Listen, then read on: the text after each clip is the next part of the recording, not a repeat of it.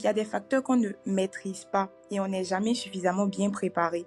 Donc, pour moi, le plus important, c'est de se lancer quand même avec une base, mais de ne pas s'attendre à quelque chose de particulier, à ne pas vivre dans les attentes. On se dit juste que ça va aller. On prend des risques qui ne sont pas calculés, mais ça ira. Préparez-vous à ne pas être prêt. En parlant de la vie, en fait, c'est des circonstances ou des choses que tu programmais pas ou tu ne voyais pas à tel âge dans cette situation. Au final, tu es plutôt content d'être dans cette situation. Et inversement, il y a quelqu'un d'autre qui va être dans cette situation, il ne se voyait pas à cet âge-là être dans cette situation. Quand tu es en face d'une situation, quand tu es en train de vivre une situation qui te paraît compliquée, qui est nouvelle pour toi, la meilleure façon de sortir de ça, c'est de ne pas collaborer avec cette situation-là. Quand tu es plus en phase avec toi-même, tu peux aller dans des relations un peu plus safe. Si tu n'es pas en phase avec toi-même, tu es une proie pour le monde.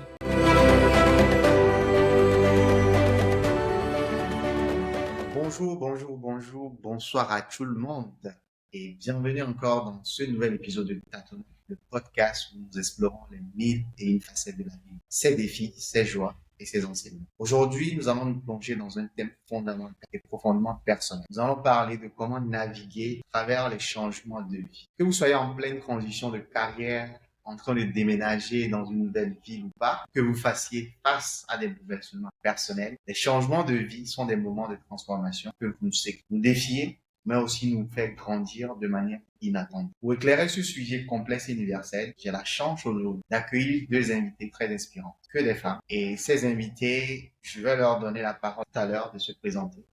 À vous, auditeurs et auditrices. Ensemble, nous allons partager avec vous leur expérience, leur stratégie et leurs conseils précieux pour surmonter les défis des conditions de vie. Alors, installez-vous confortablement et préparez-vous à une conversation riche en émotions, en découvertes et en conseils pratiques. Je vous laisse la parole de se présenter. Alors, bonsoir tout le monde.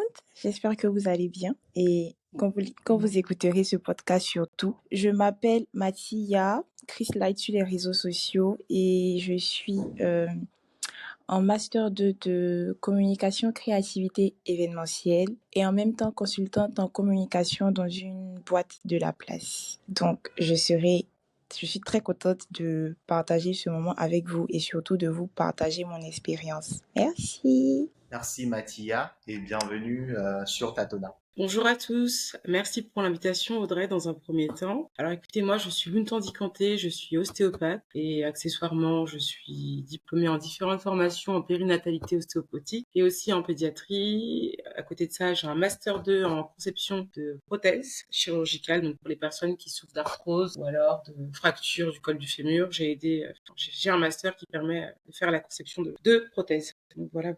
Mais je reste principalement ostéopathe. Ok, super. Merci beaucoup les filles d'avoir accepté de passer aujourd'hui dans Tâtonner, donc pour débattre et parler un peu de ce thème qui nous tient à cœur parce que quand on parle de changement de vie, ça touche tout le monde et je l'ai dit dans l'introduction, que ce soit le fait de déménager dans une nouvelle ville, décider d'aller étudier dans un autre pays. On va rentrer dans le vif du sujet et je m'en vais vous poser la première question aujourd'hui. Est-ce que vous pouvez nous parler un peu de type de changement de vie les plus courants que vous avez observés ou bien vous avez rencontrés dans votre vie? Déjà, pour répondre à ta question, il faut savoir que le changement de vie est, comment dirais-je déjà, c'est une transformation dans la manière dont une personne vit ou bien qui influence plusieurs aspects de son quotidien. Donc, je pense qu'on peut le rencontrer à plusieurs niveaux, que ce soit le changement de carrière, changement géographique quand tu quittes un pays, au niveau de la famille, peut-être au niveau professionnel aussi, peut-être lorsque tu es en train de partir à la retraite et je pense aussi au niveau de la transformation personnelle. Donc je pense qu'on peut voir ce changement-là à ces différents niveaux de notre vie.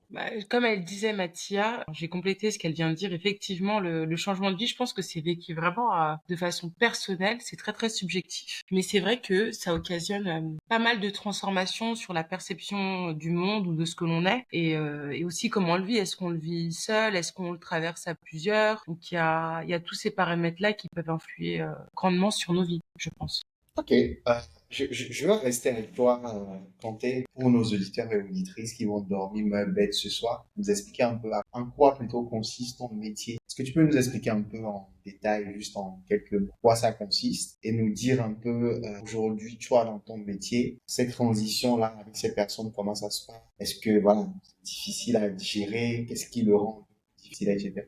C'est une très bonne question que tu me poses là, Audrey. Alors du coup, l'ostéopathie, c'est une médecine manuelle qui vise à traiter les troubles fonctionnels que le corps va présenter. Les troubles fonctionnels, ça va être par exemple une contracture musculaire. Il n'y a pas d'atteinte en soi du tissu musculaire, mais il y a une contracture et elle est douloureuse. Mais une fois que la contracture passe, le muscle tend à reprendre sa physiologie normale. Donc du coup, c'est des troubles légers, mais qui ne sont pas en altération. Par exemple, si je fais un accident de, c'est pas moi, trottinette, et que je me fais une entorse de cheville, il y a une altération, il y a une élongation des tissus, c'est une vraie atteinte. Alors qu'une contracture musculaire, parce que j'ai mal dormi sur mon coussin, eh ben on sait que ça va partir, donc c'est quelque chose de fonctionnel. Donc l'ostéopathie, comme je disais avant, je vais pas épiloguer, c'est une médecine manuelle qui vise à restaurer l'état de santé et à prévenir les troubles fonctionnels. Donc du coup, ce qui se passe, c'est que les gens viennent en général parce qu'ils ont des douleurs qui traînent un petit peu, mais qui sont pas bien méchantes. Et donc du coup, je vais aider ces personnes-là à gérer leur douleur et à faire passer la douleur manuellement. Je vais aussi les accompagner en dehors des troubles fonctionnels pour les troubles de la fertilité ou alors au moment de l'accouchement pour aider le bassin, préparer le bassin. Les personnes qui souffrent aussi de sciatique, de hernie discale.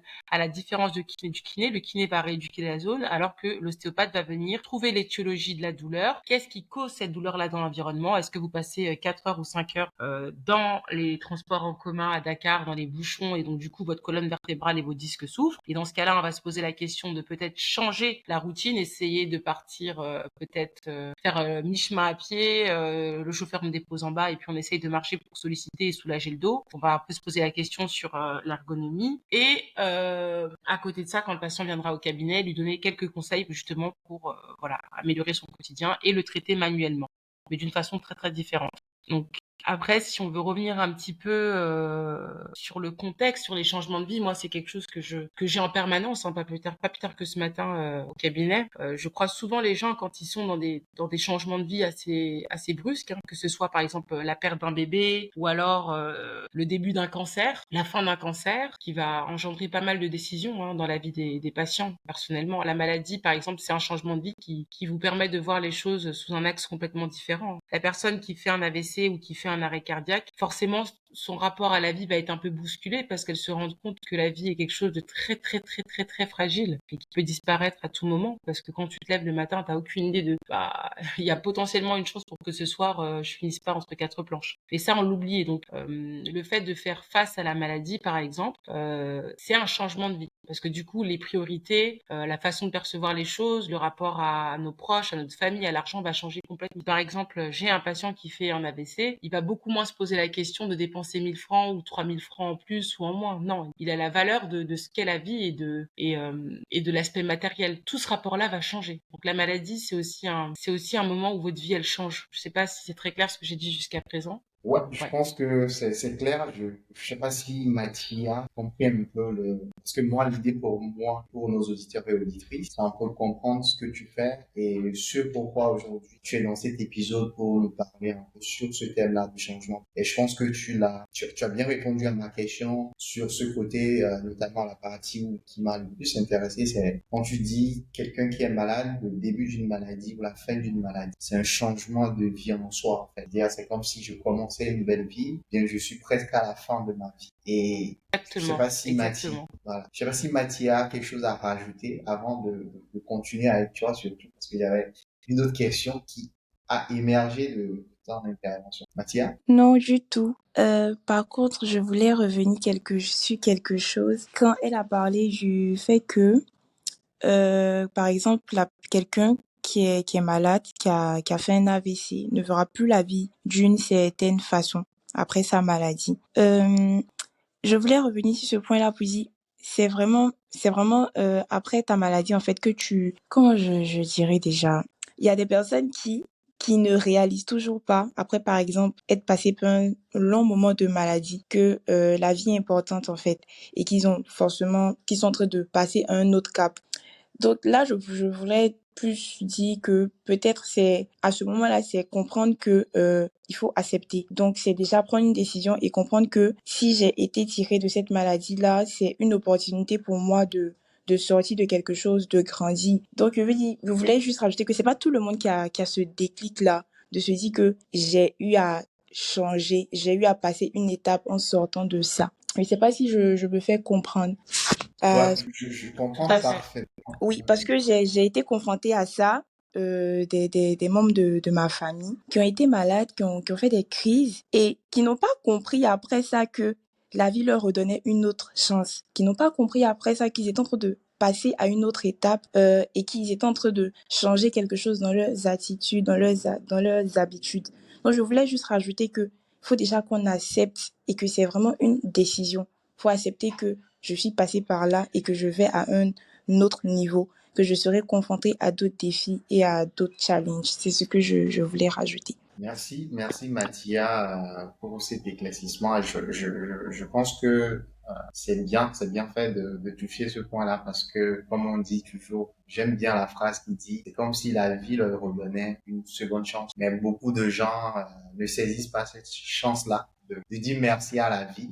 Et c'est une autre forme aussi de transition, je trouve. Le fait que, ok, je quitte la maladie et je rentre dans une nouvelle vie. Ok, je transite. Ok, comme moi j'ai l'habitude de dire, la vie, c'est un voyage et que chaque étape de notre vie, c'est comme une gare. On passe par la gare, mais rien n'est sûr que on va arriver à la prochaine gare. La question que j'avais pour tenter, et c'est une question que je pose à vous deux. Est-ce qu'on peut se préparer, à votre avis, hein, mentalement, à un changement majeur dans la vie? Parce que vous, personnellement, aujourd'hui, je pense que dans une deuxième partie, on en parlera plus de votre expérience personnelle. Mais aujourd'hui, moi, j'ai envie de savoir, est-ce qu'on peut se préparer mentalement à un changement majeur dans la vie, à votre avis? Ouah, c'est une très bonne question parce que c'est ce que je dis souvent à mes patientes qui doivent accoucher, c'est que très souvent elles font des plans de naissance. Je vais donner un exemple. Oui, moi je veux pas de césarienne, je veux faire une voix basse, je veux ça. Ok. Le jour J, ce qui se passe, c'est que des fois, il y a des facteurs qu'on maîtrise pas. Du type, votre bébé, il est dans le ventre, il a le cordon autour du cou, son rythme cardiaque diminue. Donc du coup, le médecin décide de faire une césarienne. Là, c'est la désillusion. Je sais pas si vous me suivez jusque-là. Mais du coup, si elle s'est Ouais. préparée à ce que les choses ne se passent pas comme prévu, le choc sera moins fort. Par contre, il y aura quand même un choc. Il y aura quand même un choc. Ça permet d'atténuer et d'éviter, on va dire, la déception, enfin d'amoindrir la déception, mais tu n'es pas à l'abri d'avoir des réactions que tu n'avais pas préparées. On peut pas se préparer réellement à la vie. On peut être averti, ce qui permet d'atténuer, je pense, c'est mon avis, hein, peut-être que Mathia a un autre avis là-dessus très pertinent, mais tu peux pas tu peux te préparer, mais se préparer ne veut pas dire qu'il n'y aura pas de conséquences et que tu ne vas pas réagir forcément comme tu l'aurais espéré. Je sais pas si je vous ai perdu, mais voilà. Hein. Non, Ça non, non, permet d'atténuer la chute. on est là. On est avec toi, on est avec toi. Je suis totalement d'accord. Ça me fait rigoler dans le sens où quelqu'un dit, on ne se prépare jamais à une situation de la vie, au fait, même avec toutes. Et c'est bien l'exemple que tu as donné, notamment dans le cas de la grossesse, par exemple. Et pourquoi ça me fait rigoler plutôt. La deuxième chose, c'est que moi, personnellement, à ma naissance, j'ai été accouché par césarienne parce que j'étais en position, je sais pas comment on appelle ça en langage métier, mais au lieu d'être droite, j'étais coincé dans les cuisses de ma maman. Donc du coup, c'était un choc qui n'était pas, genre la famille n'était pas du tout préparée à ça. Donc juste pour rejoindre un peu l'exemple que tu donnais, non, Mathia? Je disais que j'étais parfaitement d'accord avec elle et avec toi parce que c'est une de mes devises qu'on n'est jamais suffisamment préparé pour faire quelque chose. Et c'est tout drôle aussi parce que je vais prendre l'exemple de ma naissance. Je devais naître dans un hôpital bien particulier, mais à la dernière minute, je devais sortir par césarienne. Donc, j'ai dû partir dans un autre hôpital. Enfin, mes parents, ma mère avec mon père ont dû partir dans un autre hôpital. Donc, il y a des facteurs qu'on ne maîtrise pas et on n'est jamais suffisamment bien préparé. Donc, pour moi, le plus important, c'est de se lancer quand même avec une base, mais de ne pas s'attendre à quelque chose de particulier, à ne pas vivre dans les attentes. On se dit juste que ça va aller. On prend des risques qui sont pas calculés, mais ça ira. Moi, c'est un peu comme ça que je vois la chose. Donc, je suis parfaitement d'accord avec vous. Ouais, exactement, Mathia. Mais ça va aller. C'est important de positiver comme Mathia l'a dit. En fait, c'est hyper important. C'est vital parce qu'en fait, quoi que tu fasses, en fait, c'est comme on dit. Il y a un proverbe qui dit préparez-vous à ne pas être prêt. En parlant de la vie, en fait, c'est des circonstances ou des choses que tu programmais pas ou tu te voyais pas à tel âge dans cette situation. Au final, bah, t'es plutôt content d'être dans cette situation. Et inversement, il y a quelqu'un d'autre qui va être dans cette situation, il va se voyais pas à cet âge-là être dans cette situation. Et en fait, je pense que ça résume bien le préparez-vous à ne pas être prêt, en fait. Enfin, c'est juste ça, en fait. C'est vivre le moment présent, je pense. Essayer de voir ce qu'on peut faire avec ce qu'on a dans le moment. C'est tout. Et après, il y a un facteur qui est important dans les changements de vie, mais peut-être qu'on l'évoquera après, c'est aussi qui est-ce que tu as autour de toi et de qui tu t'entoures. Parce que ça, c'est un facteur qui peut te propulser comme te faire descendre aussi, je pense. Je pense que l'épisode devient plus intéressant parce que vous faites la transition directement vers le prochain sujet. Mais avant d'arriver à ce niveau d'entourage, parler d'entourage, tu transites entre les différentes étapes de la vie. Moi, j'ai envie de savoir aujourd'hui, et nos éditeurs et auditrices aussi, quels ont été, disons, les plus gros changements de votre vie? Disons plutôt les changements qui vous ont marqué. Si vous devez citer un aujourd'hui, quels ont été les défis, que ce soit émotionnels, psychologiques, que vous avez rencontrés lors des transitions par rapport à ces changements de vie-là? Donc, moi, je suis en train de réfléchir parce que j'hésitais entre deux changements particuliers, mais je vais prendre celui qui est qui est récent. Mon changement géographique, c'est-à-dire j'ai changé de pays pour venir m'installer sur un autre territoire. Et comment dirais-je, dans les débuts, c'était très compliqué. J'ai même dit une fois à mes parents qu'il y a l'impression que vous m'avez jeté à l'aventure. Ils m'ont répondu, mais c'est toi qui as dit tu veux partir. Ah, ça fait mal. Sur le coup, je savais pas comment gérer. Je suis devenue anxieuse, stressée, une grosse peureuse. J'étais en même temps démotivée, j'étais fatiguée, j'étais triste. Parce que c'est tout drôle de venir à la maison le soir et de réfléchir à ce que tu dois manger. Pourtant, tu arrives à la maison et tu mangeais directement parce que la nourriture était prête. C'était tout drôle d'être confronté au stress de payer les factures, entre l'argent qui arrive pas vite. C'était stressant, angoissant. Donc, pendant longtemps, même à cette période, même, j'ai commencé à déprimer. J'étais devenue super dépressive, j'étais devenue super fragile.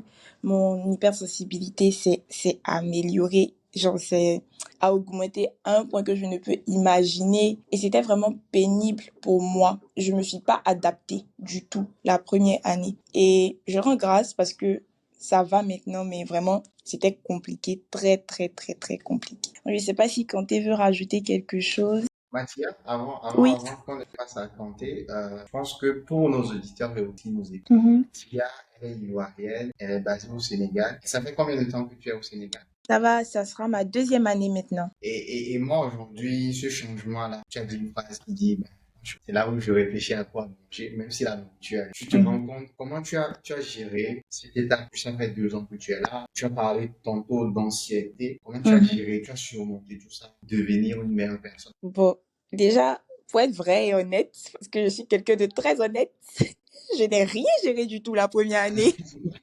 Je faisais des grèves de faim. Jusqu'à ce point. Oui, parce que j'en avais marre de réfléchir, j'en avais marre de réfléchir en fait, et puis en plus j'étais fatiguée. En vrai, je me livrais à cette situation, je me donnais entièrement à cette situation. Et je me suis rappelée d'une phrase que ma grand-mère aimait dire quand j'étais malade. Tu aimes trop te donner à la maladie. Tu aimes trop te donner à la maladie. Et j'ai essayé d'adapter cette phrase-là à ce que je traversais. Quand tu es en face d'une situation, quand tu es en train de vivre une situation qui te paraît compliquée, qui est nouvelle pour toi, la meilleure façon de sortir de ça, c'est de ne pas collaborer avec cette situation-là. Donc, je me suis assise un matin. Je me suis dit, bon, ok, tu vas pas rester comme ça toute ta vie. Tu es grande maintenant. Faut que tu réfléchisses comme une grande fille. Et tu as dit que tu voulais ton indépendance. Donc, tu vas apprendre à réfléchir comme une fille indépendante. J'ai accepté déjà, comme je le disais au début, que j'étais en train de grandir. Et j'ai accepté qu'à un moment de ma vie, je devais me détacher du cocon familial. J'ai accepté que j'étais confrontée à de nouveaux défis et à de nouveaux challenges. Du coup, j'ai commencé à planifier et à organiser, pour faire simple, à me faire des menus par semaine, à programmer, à aller au marché, à me fixer même des objectifs et à trouver des activités qui me permettaient de m'épanouir quand même en tant que personne, etc. Il ne faut pas que je vais mentir aussi que la prière m'a beaucoup aidée. Et au-delà du fait que la prière m'ait beaucoup aidée, mon entourage a compté pour beaucoup.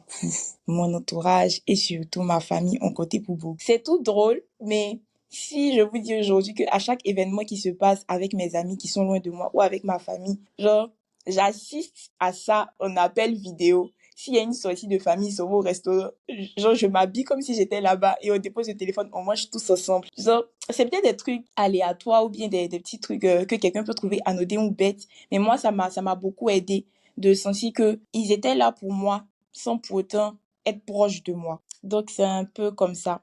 Tout est parti d'une décision. Tout est parti du fait que j'ai accepté, que j'ai décidé de m'adapter, que j'ai décidé que je devais passer à autre chose par la prière et avec mon entourage. Super, intéressant. Donc, on peut dire aujourd'hui que Mathia est une grande fille maintenant à Dakar. Oui, oui, oui. C'est une très grosse fille à Dakar. En plus, je me suis fait des amis. Je tiens à le dire. Super. Et Kanté? C'est drôle. Moi, je suis très croyante aussi. Je me reconnais beaucoup dans Mathia. Et Dieu ne fait pas de hasard parce que moi aussi, je suis dans un changement de vie où j'alterne en fait entre la France et le Sénégal, mais je suis beaucoup basée ici. Donc, on peut dire carrément que je suis ici maintenant. Depuis 2 ans en fait, j'ai quitté en fait mon pays en fait, parce que moi je suis franco-sénégalaise et j'ai quitté la France pour venir m'installer au Sénégal. Et donc du coup le parcours de Mathia fait drôlement écho, mais bon Dieu fait toujours bien les choses. Parce qu'effectivement moi j'ai quitté un cocon familial, j'ai quitté mes frères, mes sœurs, mes amis, tout ce que j'ai connu pour établir quelque chose ici professionnellement. Donc ça me fait drôlement écho ce qu'elle est en train de me dire parce que effectivement par moment tu penses qu'en étant loin de ta famille, de tout ce que tu as connu en fait, et bah tu peux pas en fait, tu peux pas.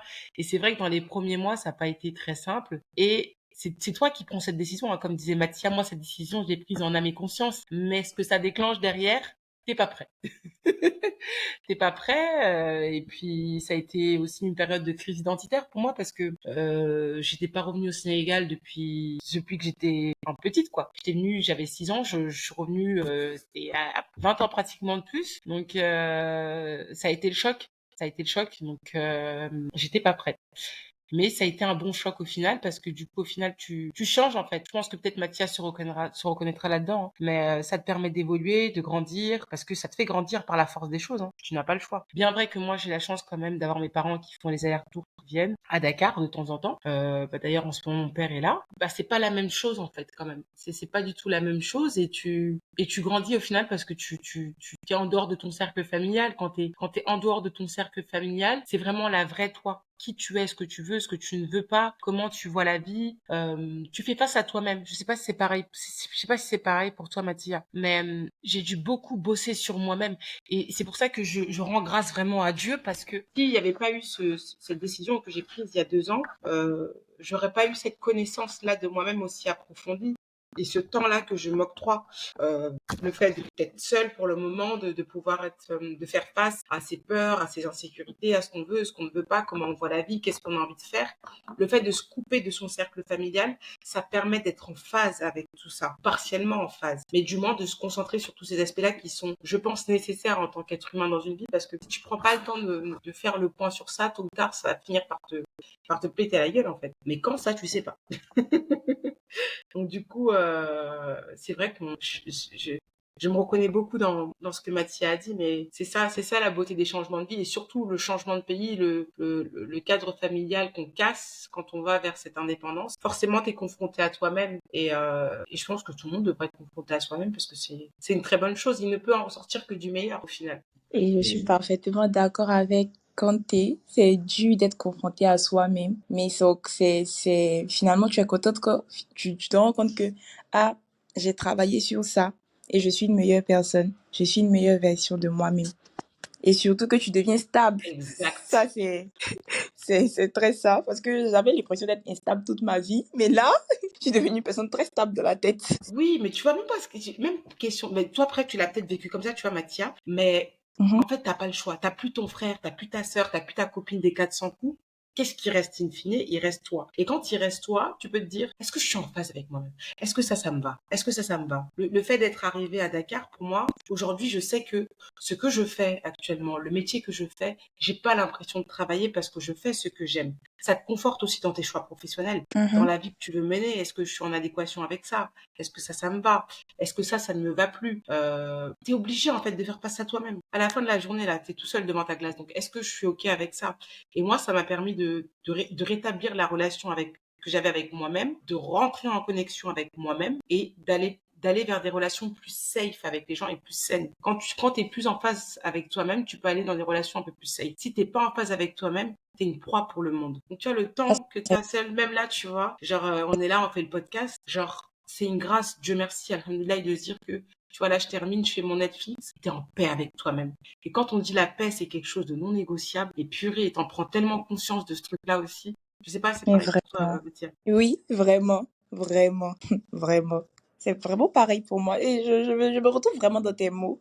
C'est tout drôle. Bah non, il n'y a pas de hasard. C'est pour ça que, bon, je pense qu'on connecte vite, mais je pense que l'expatriation, parce que pour moi, en fait, je pensais que c'était une repatriation, que je rentrais au Sénégal, mais que nenni. Je suis pas née, j'ai pas grandi ici, et j'ai bien compris. Donc, du coup, ça a plus été une expatriation qu'une repatriation, en fait. Et pour toi, c'est une vraie expatriation. Et surtout, l'expatriation, t'es obligé d'être confronté à toi-même. Enfin, je pense. Et je pense qu'on va aborder maintenant cette notion d'entourage, de l'importance d'avoir un entourage de qualité. Est-ce que vous pensez qu'il y a des types de ressources spécifiques qui sont très utiles à réussir notre changement de vie? Et on va rester sur vos exemples. Quel rôle a joué votre réseau, votre entourage? Enfin, je pense qu'on va se rejoindre là-dessus peut-être, mais il y a des ressources qui sont vraiment, vraiment, vraiment, vraiment, vraiment importantes. Et la famille, ça c'est quelque chose. Moi, quand je suis arrivée à Dakar, parce que je suis arrivée, hein, une première fois, j'ai fait 2 mois, puis après, je suis revenue, boum, là j'ai vraiment posé bagage. Et c'est vrai que la famille, les gens qui ont des parcours similaires aux tiens et qui sont passés par là où t'es passé. Moi, je sais que la communauté, une partie de la communauté franco-sénégalaise m'a beaucoup aidé. J'ai des gens qui sont passés par là avant moi, qui étaient au Sénégal depuis 7 ans, qui avaient potentiellement traversé ce que j'avais pu traverser ou ce que je n'ai pas traversé, qui m'ont averti sur certaines choses. Il y a des choses qu'ils ont traversées que j'ai pas traversées, des choses que j'ai traversées qu'ils ont traversées et vice versa. Et les ressources, bah je pense après que tu vois le choix qu'on a fait avec Mathia, je pense qu'il faut être un petit peu culotté. Donc quand tu fais ça, t'es un peu culotté parce que Dakar ça coûte pas 1000 francs, 1000 francs. Dakar c'est chaud. Donc, faut être un peu culotté, tu vois. Et il y a déjà ce truc-là d'aller au culot, parce que je pense qu'on n'a pas... Je me lance pas de fleurs, je regarde les choses objectivement. D'accord. Il y a des choses que je ne peux pas faire que d'autres personnes peuvent faire. Et moi, je suis admirative et j'ai envie d'apprendre de ces personnes-là, au contraire. Mais tout plaquer, tout quitter du jour au lendemain, faut le faire. Et moi, j'y étais un peu au culot, mais ça n'a pas été simple tout le temps. Et le fait aussi de me dire que voilà, moi, j'avais mes sœurs qui venaient en vacances. Là, pas plus tard que tout à l'heure, j'ouvrais Snap. Ma cousine m'envoyait des vidéos avec mes sœurs d'il y a un an où elle était venue pour mon anniversaire. Ma grande sœur est venue avec ses enfants. Mes parents font les allers-retours. Donc en fait, au final, ça a été facilitant quand même. Ça a été facilitant. Peut-être que Mathia, tu as eu beaucoup plus beaucoup moins de ressources que moi de ce côté-là. Donc c'est encore plus Oui. saluable. Mais voilà. Et puis après, il y a aussi la nature d'être aussi qui joue. Je pense, moi, j'ai toujours été quelqu'un d'un petit peu solitaire, mais solitaire positivement, c'est que j'ai pas de problème à aller au ciné toute seule, aller au pâté, prendre mon popcorn ou manger toute seule au restaurant. Ça n'a jamais été un problème pour moi. Moi aussi. Voilà, tu vois. Donc il y a aussi ce truc-là qui joue aussi, hein. Donc quel rapport t'as aux autres, tu vois, quand tu laisses rentrer, je sais pas, un mec ou une amie dans ta vie, est-ce que t'as vraiment besoin de cette personne-là pour tout faire? Ah moi je peux pas aller au salon, je peux pas aller au maquis sans ma copine, le truc. Les mecs ils peuvent pas. Moi j'ai pas de problème, tu vois, Mathia peut-être pas aussi problème. Il y a aussi Non, tout ce truc-là qui joue. Euh, du coup, moi, c'est un peu pareil pour elle. À la différence, c'est que j'avais personne ici que je connaissais et sur qui je pouvais compter. Du coup, je vivais en fonction d'Abidjan. C'est tout drôle, j'ai jamais dit cette phrase-là. C'est juste mon corps qui est ici, sinon mon âme est là-bas. Que ce soit au niveau de la nourriture, que ce soit au niveau, même pour aller me coucher, au niveau même des événements, etc. Je vivais tout en fonction de là-bas. C'est-à-dire, j'avais une famille à l'écoute, j'avais des amis à l'écoute, j'avais un père spirituel qui m'a beaucoup aidé, j'avais des parents qui étaient ouverts d'esprit, qui me comprenaient. Parce que ça fait 2 ans que je suis là, mais en 2 ans, je suis allée à Abidjan 2 fois, en moins de 6 mois d'intervalle, juste parce que j'ai dit, ah, je déprime, ramenez-moi, ramenez-moi, ramenez-moi. Donc, j'avais des parents qui étaient super à l'écoute. Et par sa grâce, j'ai eu un grand frère ici qui m'a aidé à trouver ma maison. Pour dire que moi, la première année, j'ai pas forcément eu des gens qui m'ont donné des conseils. Ah, ici, fais ça parce que ici, c'est comme ça. J'ai tout vécu moi-même. C'est-à-dire, on m'a volé, on m'a agressée, j'étais malade, qu'est-ce que j'ai fait encore? J'ai même été raflée par la police. Je me dis, j'ai vécu des expériences moi-même. Peut-être c'est moi, je vais aider les gens, mais sinon, j'ai tout vécu moi-même sans que quelqu'un me dise, ah, ici fais ça, ici fais comme ça, là-bas fais comme ça. Mais c'était vraiment un soutien émotionnel pour moi, ma famille, mon entourage et ce grand frère-là que j'ai eu sur place. Donc, je me retrouve beaucoup dans ce que Kanté a dit parce que finalement, j'ai pas de problème à sortir. Dans la première année, vu que j'avais pas d'amis, je sortais seule, je mangeais seule, je faisais des activités seule, je partais faire mes courses seule et ça me déplaisait pas pour autant. Au contraire, j'aimais me retrouver avec moi-même parce que ça m'a aidé aussi à grandir rapidement. C'est un peu ça. Ok, je vois un peu que dans ton expérience, et vraiment Au passage, désolé juste pour. Mathia, si tu sais où manger de la loco, tu me dis. Y a pas de problème. Non, je pense que, comme tu l'as dit, Mathia, toutes ces expériences-là à Dakar t'ont permis de grandir. Et vraiment désolé pour enfin, ces mauvaises expériences et tout. Non, mais c'est pas grave. Ouais, Genre, qui c'est sont les choses qui venus, arrivent. voilà, tout le monde est passé par là, en quelque sorte, tu vois, de ces expériences. Et c'est de la manière dont, et moi, c'est quelque chose que vous dites à chaque fois quand vous terminez vos propos, vous parlez de positivité. Moi, je sens le fait que malgré toutes ces expériences de vie, ça vous a fait penser ou voir le monde autrement qui vous entoure et l'entourage. Et je pense que quand elle a abordé un peu la famille qui est ce cocon-là, sur lequel il faut compter en premier, qui est ton soutien. Disons, on va plutôt dire le ciment un peu de toute chose. Et je ramène un peu à nos auditeurs et auditrices qui vont tomber sur cet épisode-là. On a fait un épisode spécial, parler de la vie de famille, de comment la famille, en général, notamment la famille en Afrique, vous savez, c'est tout un tas de complications, de problèmes. On a abordé ce sujet-là dans un épisode de la saison 1, donc je vous invite à aller réécouter là-dessus. Moi, pour rester un peu sur cette étape de soutien, de ressources, etc., et si je vous posais la question aujourd'hui de comment construire un réseau de soutien efficace pour nous aider à naviguer à travers ces transitions ou ces changements de vie. Est-ce que pour vous, disons, il y a une méthode ou voilà, de comment construire ce réseau de soutien là, parce que dans ce que vous avez dit, c'est très important. Au-delà de la famille, tu vois, pour toi, Kanté, ça a été, voilà, toute la communauté franco-sénégalaise qui était sur place. Tu vois, Mathias, c'était ce tonton-là aussi qui t'a aidé à évoluer. Est-ce que vous pensez qu'il y a une méthode pour construire un réseau efficace, pour nous aider à naviguer à travers tout ça?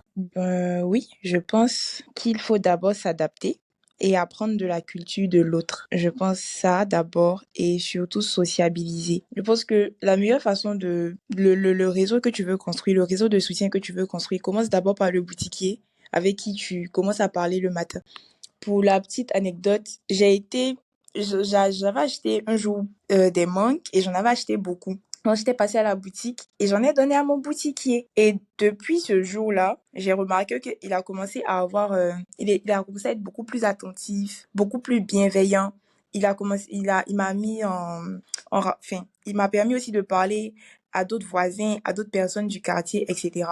Donc, pour moi, déjà, c'est de sociabiliser, de s'adapter, d'apprendre de la culture de l'autre. Quand j'ai commencé à vouloir apprendre la culture, j'ai commencé avoir des amis, à avoir un soutien, à avoir des personnes sur qui je peux compter, qui me parlent, qui me conseillent, qui m'écoutent, etc. Donc, si je devais dire quelque chose, c'est que le réseau que tu veux construire commence déjà par la plus petite des personnes que tu salues, ou bien même l'enfant que tu rencontres dans la rue, etc. C'était ce que je voulais. Exactement. Moi, je note juste qu'il faut payer les mangues pour donner à un boutiquier du quartier, quoi. Donc, j'ai bien noté ça, quoi. En tout cas, merci beaucoup. Kanté, toi, qu'est-ce que tu penses de ce que Mathia a dit? Est-ce que tu as un autre point de vue par rapport à ça? Non, ce qu'elle a dit, c'est hyper important. C'est pour ça que j'ai confirmé ce que Mathia a dit sur le boutiquier, parce que c'est lui qui va commencer à blaguer, à rigoler avec toi de temps en temps. Parce que souvent, c'est ça dans les épiceries. Hein. Des fois, enfin, pour moi, pour ma part, je sais pas, pour Mathias, c'est pareil. Mais les boutiquiers, bon, soit ils rigolent pas, ils font pas crédit, genre, soit ils blaguent pas avec toi. Soit c'est quand même assez détente. Et après, voilà, il y a aussi, moi, ça te permet aussi des fois quand tu t'expatries aussi de voir qui est-ce qui tient vraiment à toi. Alors ça je pèse parce que voilà, moi j'ai une bonne amie qui vit ici à Dakar, qui a été d'un soutien indéfectible. Quand je dis le réseau franco-sénégalais, c'est certains qui ont pu, on va dire, me prendre un petit peu comme l'oncle à Mathia ici, le grand frère, qui m'ont pris un petit peu sous l'aile. Et après, je pense que les choses viennent à toi naturellement, hein. Il y a des circonstances qui se présentent à toi, tu y vas ou tu y vas pas, tu ouvres la porte, tu ouvres pas la porte. C'est à toi de voir, en fait. Mais je pense que les choses viennent naturellement. Aujourd'hui, moi, je pourrais dire que je me suis fait quand même un bon petit réseau ici, quand même, de gens très sympas avec qui je vibe, avec qui on est dans les mêmes énergies. Ça, c'est important. Et les choses se sont faites naturellement par le biais, par les circonstances, par le travail, indirectement. Donc, ça se tisse au fur et à mesure. Mais c'est vrai que dans les premiers temps, tu peux être tenté très vite d'aller là, à gauche, à droite. Et moi, j'étais pas forcément très à l'aise avec ça parce que ça concordait pas avec qui j'étais. Donc j'avais beaucoup besoin de rester, je sais pas, près de la mosquée de la Divinité, près de la plage, me ressourcer, prendre du temps pour lire, take care of my mental health. Genre, j'avais besoin de tout ça en fait. Tout est tombé à pic. C'était le moment. Je pense qu'on voilà, on s'approche tout doux de la fin, mais avant d'aller dans la troisième partie du podcast, moi j'ai envie de savoir parce que vous avez parlé du fait que voilà, vous êtes croyante. Moi j'ai envie de savoir un peu quel rôle a joué un peu la religion dans vos changements de vie. Comment ça s'est passé? Quelle est la place qu'occupe la religion dans tout ça en fait, dans tout ce parcours? Premier soutien, premier soutien. D'ailleurs, je vais revenir sur ce que j'ai dit. J'ai parlé de la famille, des amis et autres, mais ta première protection, ton premier soutien, c'est Dieu. T'arrives, prends l'avion, t'arrives à Dakar, ton premier soutien, c'est Dieu. Tu te couches, c'est Dieu. Tu te lèves, c'est Dieu. Donc, la religion, moi, c'est quelque chose de primordial. Et même, j'ai envie de dire, depuis que je suis arrivée à Dakar, je pense que tous les trois, on le sait, les auditeurs non, la dimension spirituelle et religieuse au Sénégal est très forte. Donc, du coup, quand tu viens d'un pays occidental, en fait, c'est très difficile, hein, aujourd'hui, en 2024, de pouvoir vivre sa religion pleinement dans certains pays en Occident pour ne pas juger. Et ben, le fait d'arriver ici, ça m'a réconcilié davantage dans ma relation, on va dire, à la religion, pas ma relation à Dieu, ma relation avec la religion, et de la vivre pleinement, en fait. Et ça a été quelque chose de fondamental, parce que quand tu passes des périodes de changement comme ça peut être très déroutant, comme Mathia l'a exposé au début, mais tu vas te raccrocher à quoi au final? T'as tes parents, t'as tes proches, certes, mais quant à la foi, le premier truc auquel tu vas te raccrocher, c'est Dieu. Enfin, je sais pas si c'est Ah, clair. oui, oui, c'est très, très clair. Alors, elle a dit soutien, je dirais paix. Parce que au-delà même, enfin, la religion te soutient, la relation te donne la paix, te donne de la quiétude. C'était quand c'était vraiment difficile. Tu ne pouvais pas regarder aux hommes parce que souvent ils n'ont pas cette capacité-là de te comprendre. En fait, ils n'ont pas vécu ce que tu vis.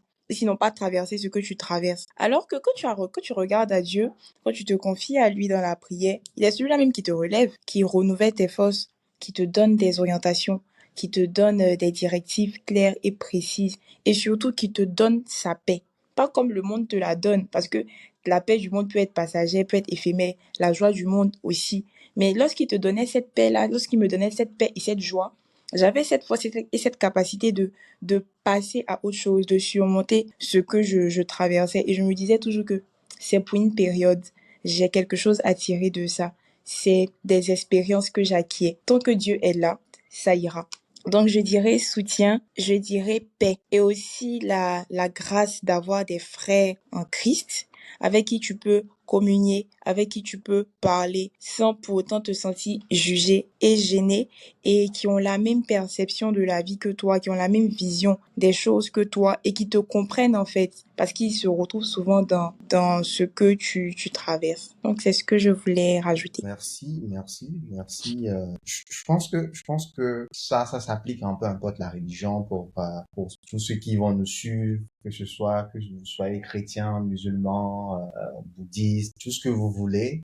Moi, je suis quelqu'un de vraiment ouvert un peu toutes ces notions de religion parce que j'avoue et j'estime, et ça reste mon opinion personnelle, que le Dieu, il est unique et que toute chose qu'on fait dans la vie, que ce soit dans les étapes de notre vie, dans la transition de notre vie, c'est ce Dieu-là qui a voulu que ça se passe ainsi et que ce Dieu-là te fait traverser cette étape de vie ou te fait grandir ou de t'amener d'un point A à un point B. Est-ce que vous pensez aujourd'hui, ou voilà, comment plutôt, je vais tourner la question dans ce sens-là, comment peut-on transformer un changement de vie en une opportunité de croissance ou de développement personnel? En fait, tout dépend de quelle perception tu vas avoir de la situation. Faut se dire que, ce temps-là, peut-être que tu l'auras pas 2 fois. Ça, c'est très important. Mathia, je sais pas si tu es étudiante actuellement, si tu travailles, par exemple, je sais pas, enfin, quel que soit le truc, c'est que faut se dire que ce temps-là, tu l'auras peut-être pas 2 fois. Déjà, pour commencer, le fait de pas avoir encore de compagnon de vie ou d'enfants ou d'autres charges qui te prendraient plus de temps. Il y a des gens qui peuvent traverser ces moments et ils ont des enfants, ils ont plein de trucs, ils ont pas le temps de se concentrer sur ça. Moi, je pense que déjà, il faut se dire, hop, j'ai ce temps-là, il est pour moi, je l'aurai pas 4 fois et c'est un moyen de me performer, peut-être potentiellement, Inch'Allah, pour la mère ou la partenaire de vie, Inch'Allah, que je serai demain. Ça, c'est hyper important de se dire que bon, j'ai ce temps-là seul, comment je peux me corriger pour devenir un meilleur être humain, une meilleure personne, corriger mes travers, corriger mes défauts. Moi, par exemple, mon père a vu une nouvelle facette de qui j'étais, positivement et négativement parce qu'on a passé plus de temps ensemble. Et c'est le moment de te dire, ah, Lou, peut-être que, comme on dit en Wolof, du coup, faut que tu te re-questionnes sur certaines choses. Faut que tu te remettes en question sur ça. Faut que tu revois ça. Faut que tu changes ci. Et pas prendre les choses personnellement aussi. Voilà, moi, j'ai beaucoup appris à changer ça. C'est que mon père, des fois, dit, oh, tu devrais faire ça, oh, si, oh, ça. Bon, vous connaissez les parents africains. Mais qu'au final, faut pas prendre les choses personnellement. C'est parce que t'es sa fille, t'es son enfant. Et il a envie que tu fasses de ton mieux, en fait. Si on avait été, à l'époque à Paris, j'aurais même pas eu le temps de calculer tout ça parce que j'aurais été dans le stress, il faut que je me lève, le métro, faut que je parte, faut que je roule. J'ai pas le temps. Mais le fait d'être dans ce changement de vie-là, tu es plus attentif à certains détails et tu as l'occasion de te corriger. Donc ça aussi, c'est une force. Donc c'est comment je choisis de traiter les choses. Est-ce que je me dis, oh, mes frères, mes sœurs me manquent, mes amis me manquent, certaines habitudes me manquent, ça me fatigue. Ou alors, ok, il me manque. Je prends mon téléphone comme Mathie a fait, je les appelle, on s'organise, il y en a un qui vient dans 3 mois, un autre qui vient dans 5 mois. Je prends du temps pour prendre soin de moi-même.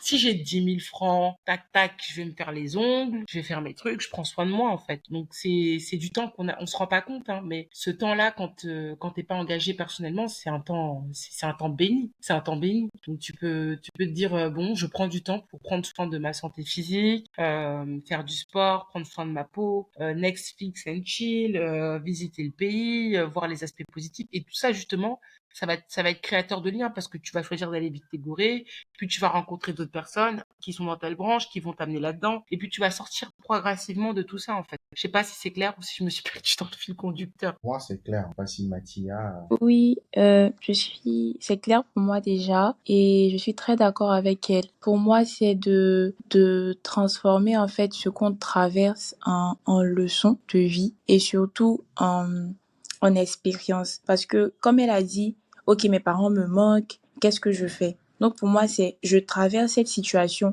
mais qu'est-ce que j'apprends et comment elle devient bénéfique pour moi? J'ai du temps en fait, vu que je suis comment je mets ce temps-là à profit? Ça sera le moment pour moi de tester de nouvelles choses, d'essayer de nouvelles choses, de me découvrir de nouvelles choses, de faire de nouvelles passions, apprendre la peinture, euh, apprendre à cuisiner, pourquoi pas, à me développer certaines capacités comme la résilience. Donc, je veux dire, ça serait bien de transformer ces situations qu'on traverse là en opportunités en fait de glow, que ce soit de façon personnelle et aussi au niveau de la carrière, enfin à tous les niveaux, même spirituellement. Donc c'est ce que je voulais rajouter. Interesting, interesting. Merci beaucoup pour ces réponses. J'avais une dernière question avant de passer à la tradition de Tatona.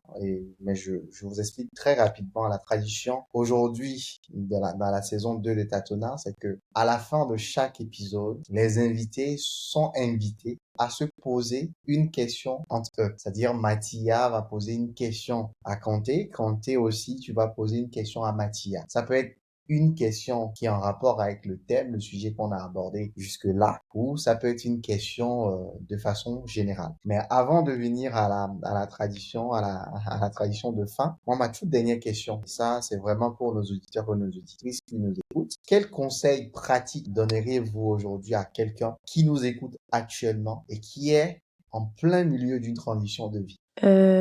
Déjà, pour les conseils, ce que moi je peux dire, c'est que je vais dire de ne pas hésiter, n'hésite pas à prendre des risques.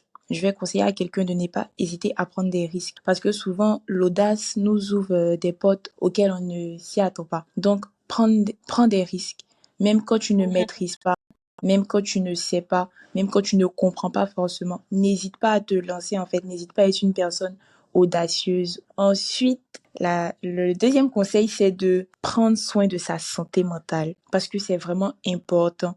Il n'y a pas quelqu'un qui viendra prendre soin de ta santé mentale pour toi.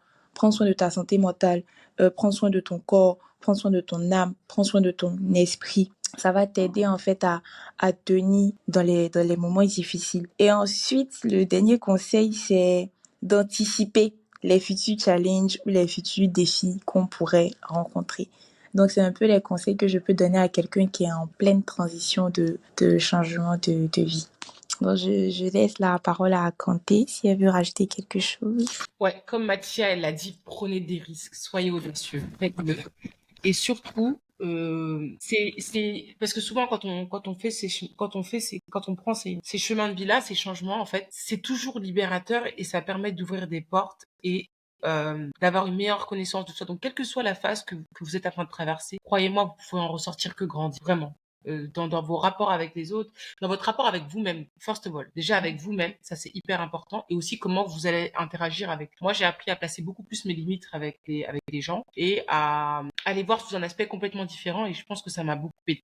Voilà. Prenez des risques. Merci pour ces conseils. Et toi, jeune fille ou jeune homme qui nous écoute aujourd'hui, qui est en plein milieu d'une transition de vie, voilà, prends les risques. N'aie pas peur de prendre les risques. C'est très important parce que voilà, on ne sait pas ce qui se trouve derrière la porte. Alors, les amis, je vous laisse la parole pour la dernière partie. Donc, je sais pas si Mathia a déjà sa question, Kanté a sa question avant Mathia. Donc, feel free. Et l'objectif, c'est de répondre directement dans l'épisode. C'est ça la complexité. Donc, voilà, je vous écoute. Moi, j'ai ma question. Mathia, qu'est-ce que tu as appris du coup de ton expatriation à Dakar? Qu'est-ce que tu retiens, le fin mot, juste? Ce que je retiens avec un mot ou une phrase ou un petit paragraphe. As you want, comme tu veux, vraiment. Ok. Donc, ce que je retiens, c'est que l'expérience s'acquiert quand on décide de se lancer. Parce qu'on n'est jamais prêt à 100% pour faire quelque chose. Ça, c'est ce que je retiens en premier lieu. En second lieu, ce que je retiens, c'est que souvent, le fait d'être seul permet de te découvrir et d'apprendre un peu plus sur toi. Tu découvres des facettes de toi que tu ne connaissais pas, des facettes de toi que tu ne maîtrisais pas, et tu sais de façon particulière ce que tu veux et ce que tu ne veux pas. Ça te permet de définir objectivement tes objectifs de vie de façon claire et de façon précise. Et surtout que l'amour supporte tout, l'amour pardonne tout et que l'amour est une grande puissance. Moi, c'est ce que je retiens. Merci. Alors, pour ta question à toi, c'est pourquoi tu as choisi ce métier, le métier que tu fais, et là, c'est une question à deux volets, et pourquoi décider de revenir au Sénégal? Waouh, ok. Première question, je me plais à voir les gens aller bien. Ça, c'est quelque chose que je sais et qui s'est confirmé en arrivant à Dakar. Le fait d'apporter mon savoir-faire ou ma compétence à quelqu'un et voir que la personne derrière, elle est bien, ça fait plaisir à voir. Ça, c'est quelque chose qui me plaît et sans pour autant derrière à avoir quelque chose, quoi. C'est juste le fait d'aider mes patients, de les soulager et de voir que ça va mieux et de voir que cette personne, elle va bien et qu'elle est bien. Ça, c'est quelque chose de plaisant. Et ensuite, pourquoi Dakar? Parce que l'opportunité et le destin, tout simplement. J'ai eu l'opportunité, j'ai pas réfléchi, j'ai pris les risques et j'ai foncé. Je vois. Merci beaucoup. Voilà. Merci. Je vois que, voilà, j'ai l'impression que vous avez préparé la question depuis le début de l'émission. Et les questions étaient bien ciblées. Je vois que les réponses aussi étaient bien ciblées. Je sais pas si vous avez des derniers mots à dire avant que on ne conclue l'épisode d'aujourd'hui. Non, pas moi. Moi aussi. Si, par contre, moi, j'ai quelque chose à dire. Mais vas-y. Déjà, je voulais te dire merci pour cette invitation. Et Oui, ensuite, merci. je voulais aussi dire merci à Kanté dans laquelle je me suis beaucoup vue. Et ça fait plaisir, en fait, de discuter avec quelqu'un qui a vécu la même chose que toi, qui est passé par les mêmes difficultés que toi. C'est super réconfortant de se dire qu'on n'est pas seul à vivre ce qu'on vit et ce qu'on traverse. C'est ce que j'avais à dire. Oui, merci Mathia et merci Audrey, effectivement. Merci Audrey pour l'invitation et Mathia, bon, Dieu fait jamais les choses par hasard. Et c'est bon, avec 2 ans de rétrospective, avec 2 ans avec la rétrospective, de voir comment on a évolué et d'avoir des gens qui ont vécu ce que toi t'as vécu. Parce que tes proches en Côte d'Ivoire ou mes proches en France, ils savent pas ce que ça fait. Donc, C'est toutes vrai. les deux, je pense qu'on s'est beaucoup reconnus. Donc, merci pour ton témoignage qui m'a mis une petite dose de réassurance par rapport à ce que j'ai pu vivre et se dire qu'on n'est pas seul, bah, du coup, ça fait. Merci. Super, super. Merci beaucoup, merci infiniment, Mathia et Conté, pour vos précieux conseils et partage surtout parce que c'est pas tout le monde qui a le cœur. Comme tu as dit, Mathia, l'amour est patient, l'amour supporte tout. Merci un peu de votre temps aussi. On sait que naviguer, disons, à travers les changements, comme j'ai dit au début, c'est un voyage que tout le monde entreprend à différents moments de notre vie, sous différentes formes. Et ces transitions, bien qu'elles puissent être déstabilisantes, sont aussi des opportunités, comme vous l'avez dit, uniques, de redéfinir qui nous sommes, de réévaluer nos objectifs, mais également de construire la vie que nous désirons faire vraiment demain.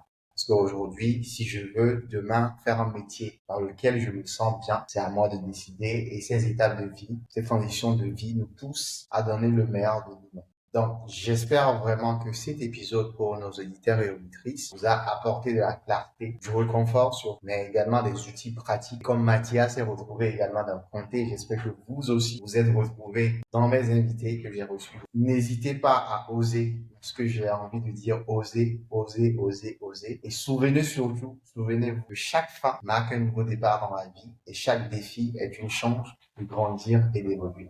Merci encore une fois de nous avoir rejoints dans cette conversation très essentielle et tâtonnante. Et j'ai vraiment hâte de vous retrouver dans un prochain épisode avec la même énergie, avec d'autres invités pour d'autres sujets. Prenez surtout soin de vous, embrassez les changements avec courage et n'oubliez surtout pas que vous n'êtes jamais seul dans ce voyage. À bientôt sur le hashtag Tâtonnant Podcast.